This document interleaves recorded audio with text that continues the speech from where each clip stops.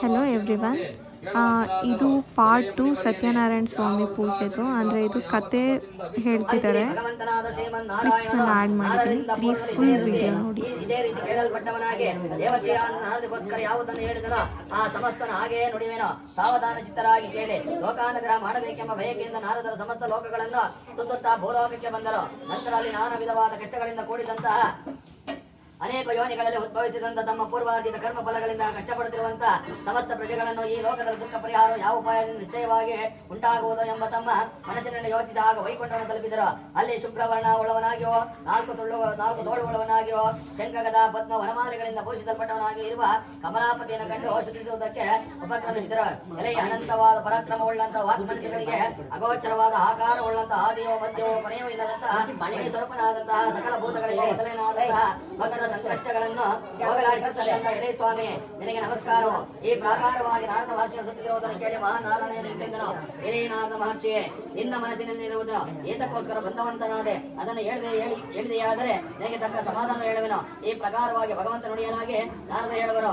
ಎಲೆ ಭಕ್ತವತ್ಸಲ, ಭೂಲೋಕದಲ್ಲಿ ಹುಟ್ಟಿದಂತ ಸಕಲವಾದ ಮಾನವರು ತಮ್ಮ ತಮ್ಮ ಪಾಪಕರ್ಮಗಳಿಂದ ದಹಿಸಲ್ಪಡುತ್ತಿರುವರು. ಎಲೆ ಸ್ವಾಮಿಯೇ, ಸುಲಭೋಪಾಯದಿಂದ ಈ ಲೋಕಕಂಟಕವು ಹೇಗೆ ಪರಿಹಾರವಾಗುವುದೋ ಆ ಸಮವಸ್ತ್ರ ಕೇಳಬೇಕಿರುವೆನು.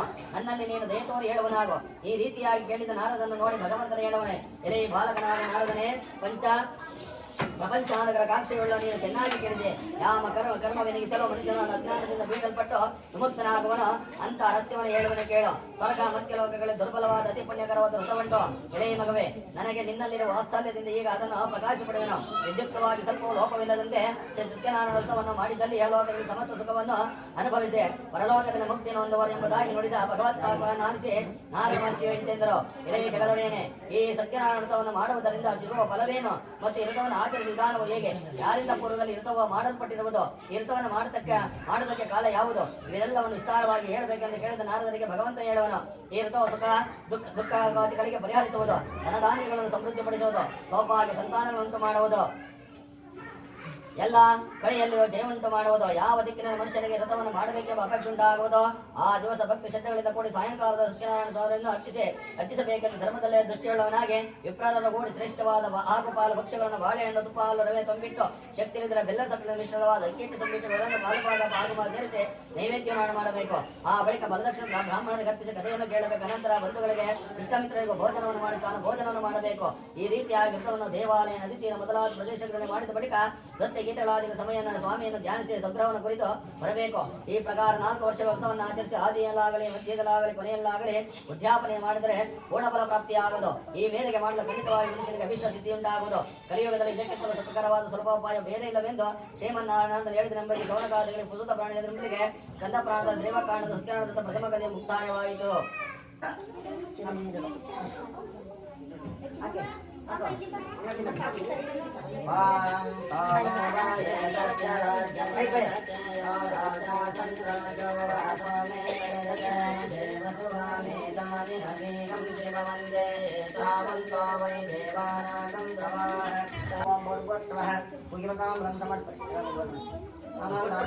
ಎರಡನೇ ಅಧ್ಯಾಯ. ಸೂತ ಮಹರ್ಷಿಗಳು ಮುಂದುವರೆದು ಹೇಳುತ್ತಾರೆ. ಶ್ರೀಹರಿಯು ನಾರದನನ್ನು ಕುರಿತು ಹೇಳುತ್ತಾರೆ. ಎಲೆ ನಾರದರೆ, ನೀವು ಕೇಳಿದಂತೆ ಪೂರ್ವದಲ್ಲಿ ವ್ರತವನ್ನು ಮಾಡಿದವರ ಕಥೆ ಹೇಗಿದೆ ಎಂದು ಹೇಳುತ್ತಾರೆ.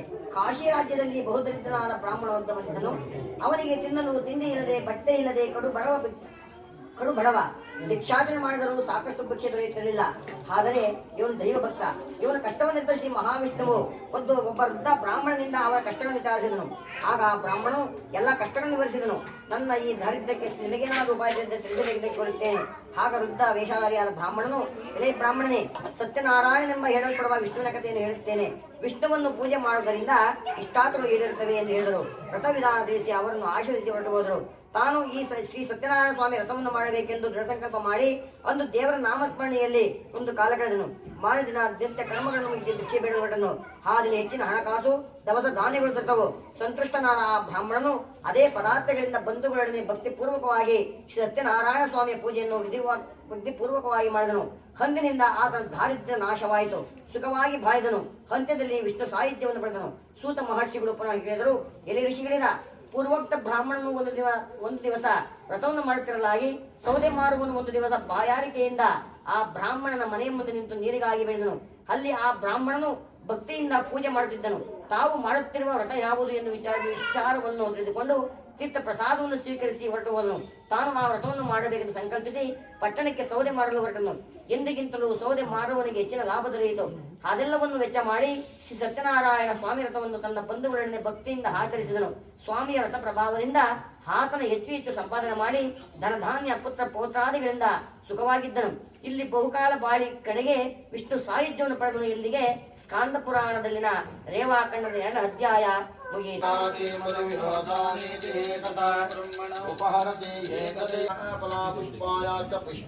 ಶಾಲಿಯಾಗಿಯೂ ಸಹ ಆತನ ಪ್ರತಿ ದಿವಸವೂ ದೇವಾಲಯಕ್ಕೆ ಹೋಗಿ ದೇವತಾರಾಧನೆ ಮಾಡಿ ಬ್ರಾಹ್ಮಣರಿಗೆ ದ್ರವ್ಯವನ್ನು ಕೊಟ್ಟು ಸಂತೋಷ ಪಡುತ್ತಾ ಇದ್ದನು. ಒಂದಾನೊಂದು ಸಮಯದಲ್ಲಿ ಆತನ ಪತ್ನಿಯು ಸುಂದರಳಾಗಿಯೋ ಕಮಲದಂತೆ ಮುಖವುಳ್ಳವಳಾಗಿಯೋ ಪತಿವ್ರತೆಯೋ ಆಗಿರುವ ಭದ್ರಶೀಲ ಎಂಬ ಸ್ತ್ರೀಯೋ ಪತಿಯುಕ್ತೆಯಾಗಿ ನದಿ ತೀರದ ಸತ್ಯನಾರಾಯಣ ವ್ರತವನ್ನು ಮಾಡಿದಳು. ಆ ಸಮಯದಲ್ಲಿ ಅಲ್ಲಿಗೆ ಬಂದ ವರ್ತಕನ ವ್ಯಾಪಾರಕ್ಕೋಸ್ಕರ ಬಹು ದ್ರವ್ಯವನುಕ್ತನಾಗಿ ಬಂದು ನಾವಿಯಲ್ಲಿ ದಡದಲ್ಲಿ ಬಿಟ್ಟು ರಾಜಾದರ್ಶನಾರ್ಥವಾಗಿ ಬಂದು ವ್ರತವನ್ನು ಮಾಡುತ್ತಿರುವ ರಾಜನನ್ನು ಕಂಡು ವಿನಯದಿಂದ ಕೈ ಮುಗಿದು ಹೇಳುವಂತನಾದನು. ಎಲೆಯ ರಾಜನೇ, ಭಕ್ತಿಯುಕ್ತನಾಗಿ ಮನಶುದ್ಧಿಯಾಗಿ ನೀನು ಮಾಡುತ್ತಿರುವುದೇನೋ ಈ ಸಮವಸ್ತನ್ನು ಕೇಳಿಸಲ್ಪಟ್ಟಿಸುವ ನನಗೆ ಹೇಳಬೇಕೆಂದು ರಾಜನು ಹೇಳುತ್ತಾನೆ. ಎಲೆಯ ವ್ಯಾಪಾರಿಯೇ, ಬಂಧುಗಳಿಂದ ಒಡಗೂಡಿ ಪುತ್ರಾಸಕ್ತನಾದಂತ ನಾನು ಸಕಲ ಇಷ್ಟಾರ್ಥಗಳನ್ನು ಕೊಡುವ ಶ್ರೀ ಸತ್ಯನಾರಾಯಣ ಸ್ವಾಮಿಯ ಪೂಜೆಯನ್ನು ಮಾಡುತ್ತಿರುವನೆಂದು ಹೇಳಿದ. ರಾಜನ ಮಾತನ್ನು ಕೇಳಿ, ಎಲೆಯ ರಾಜನೇ, ನನಗೋ ಸಂತಾನವಿಲ್ಲದ ಕಾರಣ ಈ ವ್ರತ ಪ್ರಭಾವದಿಂದ ನಿಶ್ಚಯವಾಗಿ ಸಂತಾನ ಉಂಟಾಗುವುದೆಂದು ನಂಬಿದನೆಯಾಗಿ ವ್ರತ ವಿಧಾನವನ್ನು ತಿಳಿಸಬೇಕೆಂದು ರಾಜನಿಂದ ವ್ರತ ವಿಧಾನವನ್ನು ತಿಳಿದುಕೊಂಡು ವ್ಯಾಪಾರದಿಂದ ಹಿಂದಿರುಗಿ ಬಹು ಸಂತೋಷದ ಮನೆಯನ್ನು ಸೇರಿದನು. ಸಂತಾನಪ್ರದವಾದಂತಹ ಈ ವ್ರತ ಮಹಾತ್ಮೆಯನ್ನು ತನ್ನ ಸತಿಗೆ ಹೇಳಿ, ಯಾವಾಗ ನಮಗೆ ಸಂತಾನ ಪ್ರಾಪ್ತಿಯಾಗುವುದೋ ಬಗ್ಗೆ ಆಗ ಈ ವ್ರತವನ್ನು ಮಾಡುವೆನೆಂದು ಅರಿಸಿಕೊಂಡನು. ಈಗಿರಲು ಒಂದಾನೊಂದು ದಿನ ಋತುಸ್ನಾತಳಾದ ಲೀಲಾವತಿಯ ಪತಿಯೊಡನೆ ಸಂತೋಷಗೊಂಡಿರಲು ಸತ್ಯನಾರಾಯಣ ಸ್ವಾಮಿ ಪ್ರಭಾವದಿಂದ ಆ ದಿನದಿಂದೇ ಗರ್ಭವನ್ನು ಧರಿಸಿ 10ನೇ ತಿಂಗಳಲ್ಲಿ ಪುತ್ರಾಗಾರತ್ನವನ್ನು ಪಡೆದಳು. ಶುಕ್ಲ ಪಕ್ಷದ ಚಂದ್ರನೋಪಾದಿಯಾಗಿ ಆ ಕನ್ಯಾಮಣಿಯ ದಿನದಿನಕ್ಕೂ ವೃದ್ಧಿಯನ್ನು ಪಡೆಯುತ್ತಾ ಕಲಾವತಿ ಎಂಬ ಹೆಸರಿಂದ ನಾಮಕರಣವನ್ನು ಮಾಡಲ್ಪಟ್ಟಳು. ಆಗ ಲೀಲಾವತಿ ಎಂಬ ವರ್ತಕನ ಭಾರ್ಯ ಪತ್ನಿಯನ್ನು ಪ್ರಿಯವಚನಗಳಲ್ಲಿ ನಿಂತೆಂದಳು. ಇಲೈ ಸ್ವಾಮಿ, ಪೂರ್ವದಲ್ಲಿ ಸಂಕಲ್ಪಿತ ವ್ರತವನ್ನು ಇನ್ನು ಏತಕ್ಕಾಗಿ ಮಾಡಲಿಲ್ಲ ಎನ್ನಲಾಗಿ ವರ್ತಕನ ಎಲೆ ಪ್ರಿಯೆ, ಈಕೆ ವಿವಾಹ ಕಾಲದಲ್ಲಿ ಮಾಡುವನೆಂದು ಸತಿಯನ್ನು ಸಮಾಧಾನಪಡಿಸಿ ವ್ಯಾಪಾರಕ್ಕಾಗಿ ಹೊರಟನು ಹೋದನು. ಕಲಾವತಿ ಎಂಬ ಕನಿಯ ತಂದೆಯನ್ನು ಮನೆಯಲ್ಲಿ ಬೆಳೆಯುತ್ತಿದ್ದಳು. ಬಳಿಕ ವರ್ತಕನ ವಿವಾಹ ವಯಸ್ಕಳಾದ ಮಗಳನ್ನು ನೋಡಿ ಆತನ ಆಪ್ತರೊಡನೆ ಆಲೋಚಿಸಿ ಅವರ ಧರ್ಮ ಪದ್ಧತಿಯ ಮೇಲೆ ಚಾರರನ್ನು ಕರೆದು ಜಾಗೃತಿಯಾಗಿ ಮಗಳ ವಿವಾಹಕ್ಕಾಗಿ ಅನುರೂಪನಾದ ವರನನ್ನು ಹುಡುಕಿಕೊಂಡು ಬರುವಂತೆ ಕಳುಹಿಸಿದನು. ಈ ರೀತಿ ಆಜ್ಞಾಪಿಸಲ್ಪಟ್ಟ ಚಾರರು ಹೊರಟರು. ಕಾಂಚನವೆಂಬ ಪಟ್ಟಣವು ಸೇರಿ ಅಲ್ಲಿ ಒಬ್ಬ ವರ್ತಕನು ಕುಮಾರನು ಕರೆತಂದರು. ಗುಣಾಢ್ಯನಾಗಿಯೋ ಸುಂದರನಾಗಿಯೋ ಬಾಲನಾಗಿಯೂ ಇರುವ ಆ ವರ್ತಕ ಕುಮಾರನಾದ ವರನನ್ನು ನೋಡಿ ಆನಂದಚಿತ್ತನಾಗಿ ಜ್ಞಾತಿಪದೋ ಸಮೂಹಗಳೊಡಗೂಡಿ ವಿಧಾನೋಕ್ತವಾಗಿ ವರನಿಗೆ ತಮ್ಮ ಮಗಳನ್ನು ದಾರಿಯಲ್ಲಿ ಕೊಟ್ಟನು. ಧನುರ್ಮನದಿಂದ ಅವನ ವಿವಾಹ ಕಾಲದಲ್ಲಿ ವ್ರತವನ್ನು ಮಾಡಲಿಲ್ಲ.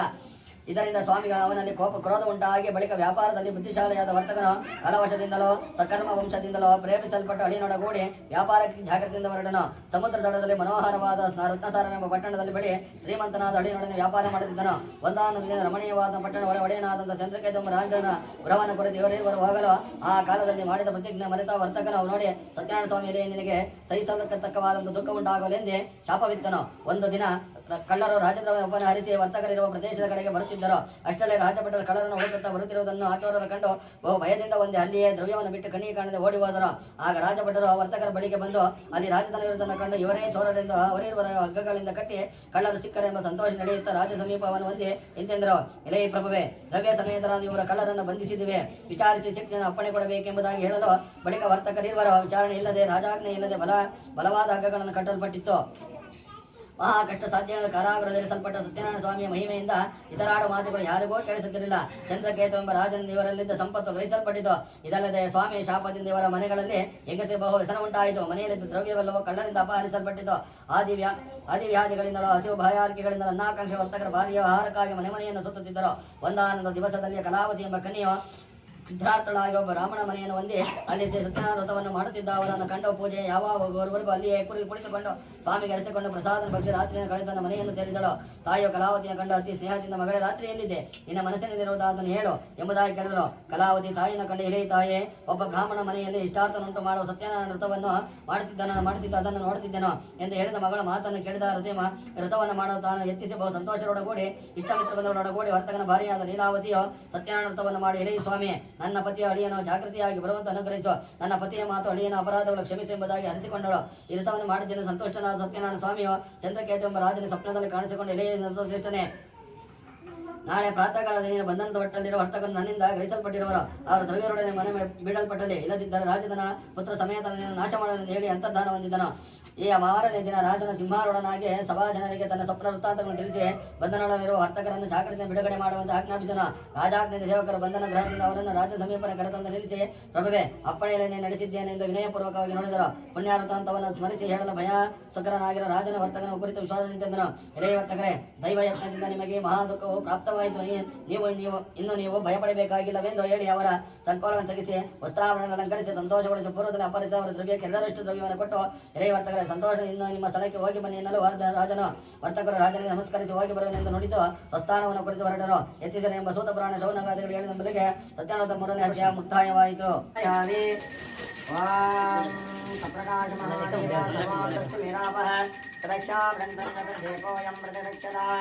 ಕರ್ಪೂರ ಗೌರಂ ಕರುಣಾವತಾರಂ ಸಂಸಾರಸಾರಂ ಭಜಗೇಂದ್ರಹಾರಂ ಸದಾ ವಸಂತಂ ಹೃದಯಾರವಿಂದಂ ಭವಂ ಭವಾಮಿ ಸಹಿತಂ ನಮಾಮಿ.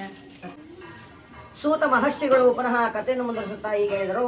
ಕಾರಾಗೃಹದಿಂದ ಬಿಡುಗಡೆ ಹೊಂದಿದ ಆ ವರ್ತಕರು ಸ್ನಾನ ಸಂಧ್ಯಾ ವಂದಾದಿಗಳನ್ನು ಮುಗಿಸಿ ಅಲ್ಲಿಂದ ಕೆಲವು ಬ್ರಾಹ್ಮಣರಿಗೆ ದಾನ ಧರ್ಮಗಳನ್ನು ಮಾಡಿ ತಮ್ಮ ಊರಿನ ಕಡೆಗೆ ಹೊರಟಲು ಹಣಿಗೊಳಿಸಿದರು. ಸ್ವಲ್ಪ ದೂರ ಉಪಕ್ರಮಿಸಿದ ನಂತರ ಶ್ರೀ ಸತ್ಯನಾರಾಯಣ ಸ್ವಾಮಿ ದೇವರು ಸನ್ಯಾಸಿ ವೇಷ ಧರಿಸಿ ಆ ವರ್ತಕರನ್ನು ಎದುರುಗೊಂಡು, ಎಲೆ ವರ್ತಕರೇ, ನಿಮ್ಮ ಅಡುಗೆನಲ್ಲಿ ಏನಿದೆ ಎಂದು ಕೇಳಿದರು. ಆ ವ್ಯಾಪಾರಿಗಳು ಈತನಾದರೂ ಯಾರೋ ಹಣಕದಿಯರು ಬಂದಿರುವ ವೇಷಧಾರಿ ಸನ್ಯಾಸಿ ಅಂತ ತಿಳಿದು, ಅಯ್ಯ, ನಮ್ಮ ಅಡುಗಿನಲ್ಲಿ ಎಲೆ ಬಲ್ಲಿಗಳೇ ತುಂಬಿದ್ದೇವೆ ಎಂದು ಸುಳ್ಳು ಹೇಳಿದರು. ಇದನ್ನು ಕೇಳಿದ ಭಗವಂತನು ನಿಮ್ಮ ಮಾತು ಯಥಾರ್ಥವಾಗ ಎಂದು ಹೊರಟು ಹೋದನು. ಆ ಬಳಿಕ ಆ ವ್ಯಾಪಾರಿಗಳು ಊಟೋಪಚಾರಗಳನ್ನು ಮುಗಿಸಿಕೊಂಡು ಅಡಿಗೆಗೆ ಬಂದು ನೋಡಲು ಆಶ್ಚರ್ಯ ಕಾದಿತ್ತು. ದ್ರವ್ಯವೆಲ್ಲವೂ ಎಲೆ ಬಳ್ಳಿಗಳಾಗಿರುವುದನ್ನು ಕಂಡು ಮೂರ್ತಿ ಹೋದರು. ಪುನಃ ಸ್ವಲ್ಪ ಸಮಯದ ನಂತರ ಎಚ್ಚೆತ್ತ ವ್ಯಾಪಾರಿ ಹಳ್ಳಿಯ ಮಾವನೊಡನೆ ತಾವು ಸುಳ್ಳು ಹೇಳಿದ್ದರಿಂದ ಸನ್ಯಾಸಿನಿಗೆ ಶಾಪ ಕೊಟ್ಟಿರಬಹುದೆಂದು, ನಾವು ಪುನಃ ಸನ್ಯಾಸಿಗೆ ಶರಣಾಗತರಾದರೆ ನಮ್ಮ ದ್ರವ್ಯವು ನಮಗೆ ಲಭಿಸುವುದೆಂದು ಹೇಳಿದನು. ಹಳ್ಳಿಯ ಮಾತು ಉಕ್ತವೆಂದು ತಿಳಿದು ಇಬ್ಬರೂ ಸೇರಿ ಸನ್ಯಾಸಿನ ಹುಡುಕುತ್ತಾ ಬಂದರು. ಪುನಃ ಯಥಾ ಪ್ರಕಾರ ಸನ್ಯಾಸಿಯನ್ನು ಭೇಟಿ ಮಾಡಿದ ಮೇಲೆ ಸಾಷ್ಟಾಂಗ ಪ್ರಣಾಮಗಳನ್ನು ಅರ್ಪಿಸಿ ತಮ್ಮದು ಸರ್ವ ಅಪರಾಧವಾಯಿತು. ನಮಗೆ ನಾವು ಸುಳ್ಳು ಹೇಳಿದ್ದರಿಂದ ನಮ್ಮ ದ್ರವ್ಯವು ಎಲೆಬಳ್ಳಿಗಳಾಗಿವೆ. ತಾವು ದಯವಿಟ್ಟು ನಮ್ಮನ್ನು ಕ್ಷಮಿಸಿ ಅನುಗ್ರಹಿಸಬೇಕೆಂದು ಕೊಡುತ್ತೇವೆ.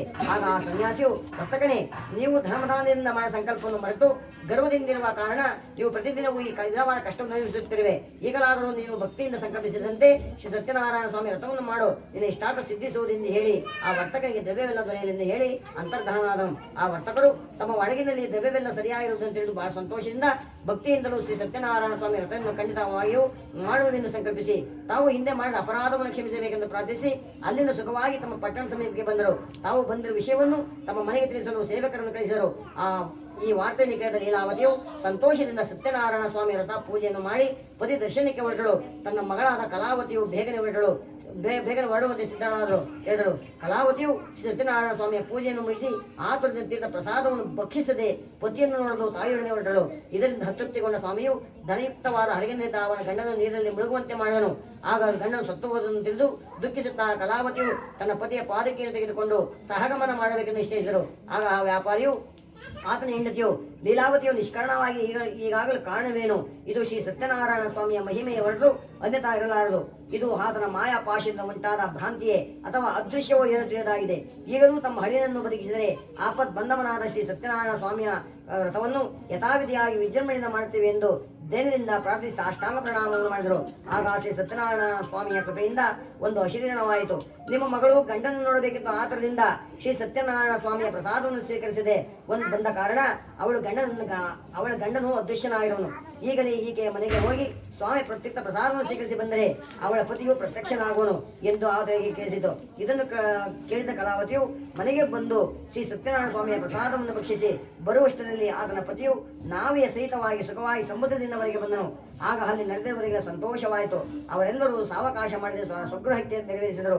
ಅನಂತರ ಪ್ರತಿ ಮಾಸದಲ್ಲೂ ಪೌರ್ಣಮಿ, ಸಂಕ್ರಾಂತಿ ಮುಂತಾದ ಪರ್ವಕಾಲಗಳಲ್ಲಿಯೂ ಕಲ್ಪೋಕ್ತ ಪ್ರಕಾರವಾಗಿ ಭಕ್ತಿಯಿಂದ ಶ್ರೀ ಸತ್ಯನಾರಾಯಣ ಸ್ವಾಮಿಯ ಪೂಜೆಯನ್ನು ಮಾಡಿ ಈ ಲೋಕದಲ್ಲಿ ಬಹುಕಾಲ ಸುಖದಿಂದ ಬಾಳಿ ಕನೆಗೆ ಸತ್ಯ ಲೋಕವನ್ನು ಸೇರಿದರು ಎಂದು ಸೂತ ಪುರಾಣಿಕರು ಶೌನಕಾದಿಗಳಿಗೆ ಹೇಳಿದ ಸ್ಕಾಂದ ಪುರಾಣದ ರೇವಾಖಂಡದ ಸತ್ಯನಾರಾಯಣ ಸ್ವಾಮಿಯ ಕಥೆಯಲ್ಲಿ 4ನೇ ಅಧ್ಯಾಯವು ಸಮಾಪ್ತಿಯಾಯಿತು.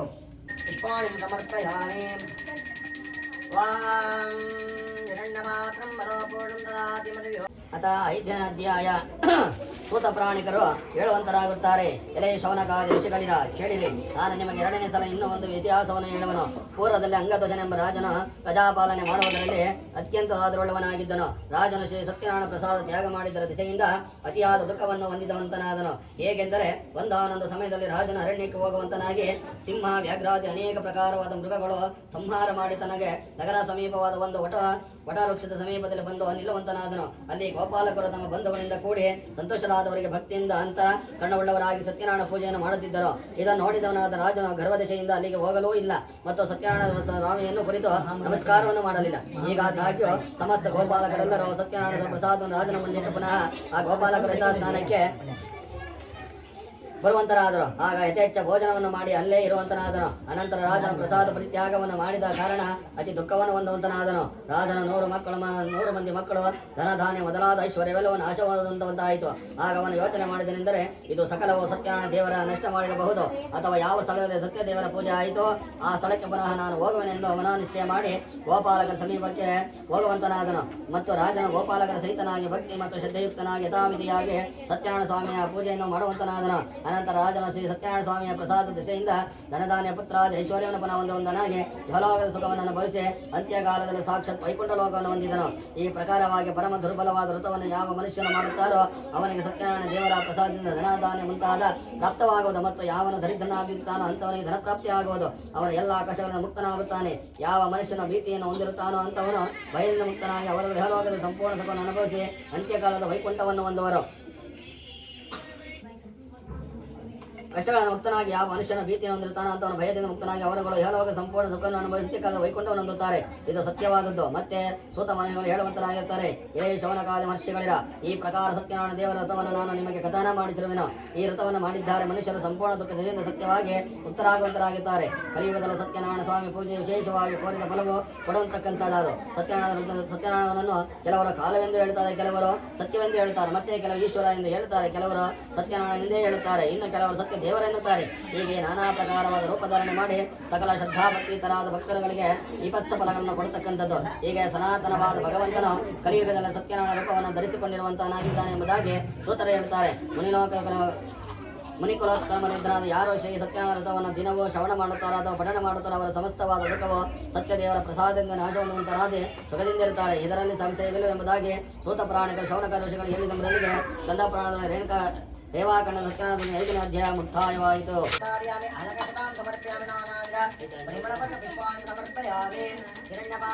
ಸತ್ಯಕಾಮ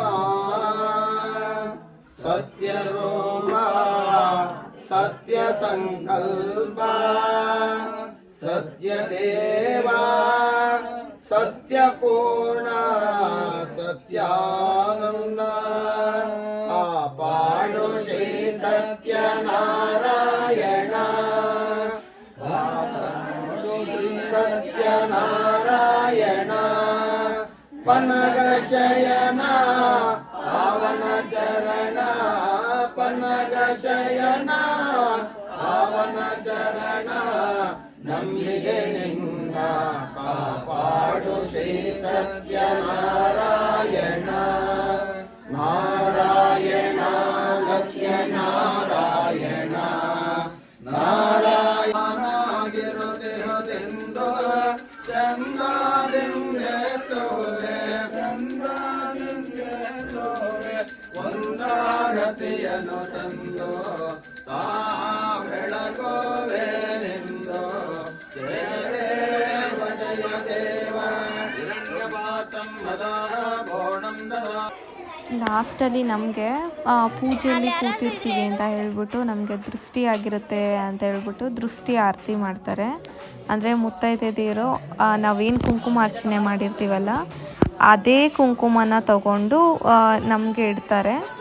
ಸೊ ಅದೇ ಥರ 5 ಜನ ಇಟ್ಟಿದ್ದಾರೆ.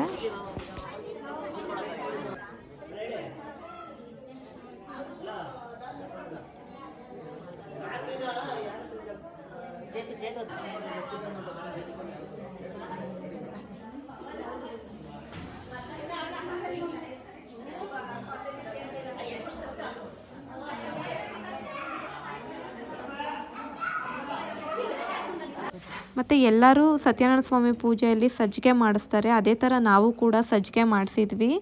ಸೊ ಸಜ್ಜಿಗೆ ಅಂತೂ ತುಂಬ ಚೆನ್ನಾಗಿ ರುಚಿಯಾಗಿತ್ತು. ಸೊ ಈ ಥರ ಆಯಿತು ನಮ್ಮ ಮನೆಯಲ್ಲಿ ಪೂಜೆ. ಮತ್ತು ನಾವು ಸತ್ಯನಾರಾಯಣ ಸ್ವಾಮಿ ಪೂಜೆನ ನಾವು ಲಿಂಗಾಯತ್ಸ್ ಆಗಿರೋದ್ರಿಂದ ಒಂದು ಸಲ ಕೇಳಿದ್ವಿ ಪುರೋಹಿತರ ಹತ್ರ, ನಾವು ಮಾಡಿಸ್ಬೋದಾ ಮನೆಯಲ್ಲಿ, ಏನು ತಪ್ಪಾಗಲ್ವಾ ಅಂತ. ಸೊ ಅವ್ರು ಹೇಳಿದರು ಯಾರು ಬೇಕಾದರೂ ಮಾಡಿಸ್ಬೋದು ಅಂತ. ಸೊ ನಾವು ಅವಾಗೇ ಡಿಸೈಡ್ ಮಾಡಿದ್ವಿ ನಾವು ಈ ಒಂದು ಡೇ ನಾವು ಮಾಡಿಸ್ಬೇಕು ಅಂತ. ಸೊ ಅದೇ ಥರ ಯಾವುದೇ ಥರ ನಿರ್ವಿಘ್ನ ಇಲ್ದಂಗೆ ನಮ್ಮ ಮನೇಲಿ ಪೂಜೆ ತುಂಬ ಚೆನ್ನಾಗಾಯಿತು. ಮತ್ತು ಕರೆದಿರೋರು ಎಲ್ಲರೂ ಕೂಡ ಬಂದಿದ್ದರು. ಮತ್ತು ಸತ್ಯನಾರಾಯಣ ಸ್ವಾಮಿ ಪೂಜೆಯಲ್ಲಿ ಯಾರೂ ಕರೀಲಿಲ್ಲ ಅಂದರೂ ಹೋಗಬೇಕು ಅಂತ ಹೇಳ್ತಾರೆ.